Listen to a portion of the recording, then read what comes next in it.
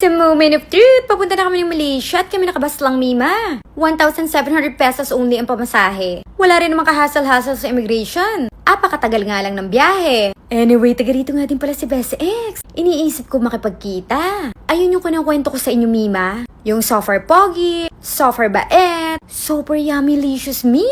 Cheating kaya iyon pag aking minute? Yun sana ang aking forever Pinaglayulaan kami ng pandemic. As in, yun ang pinakamabuting taong nakita ko sa buhay ko. Ultimo yung mga gwardya sa kondo. Abay, pinapakain niya, Mima. Hindi naman siya boss, pero hindi rin naman siya mahirap. May kaya ang kanyang pamilya, pero siya'y worker, Mima. Pero napaka-pogi naman. Matangkad, maputi, kaso'y may putok. Pero pwede naman mag-deodorant. Pero artistahin ang kanyang muka. And freshness overload. Ang lambot ng mga kasukasuhan. Mapink yung mga labi-labi. Kaso ga-cocktail, Mima. Maigi pa rin kaysa sa wala. Gaya ng kay Jurong. Sugar niya lang ang aking outfit, baka ako'y lamigin. O look nyo, kami nakabas lang. Hindi na rin kami babalik sa Singapore. Ang ticket namin pabalik is from Malaysia to Philippines na. Eto yung Malaysian bus. After ng immigration, itatransfer kayo sa Malaysian bus. Apaka-komportable naman, pwede ka matulog. At ayun na nga, dito na kami sa Malaysia.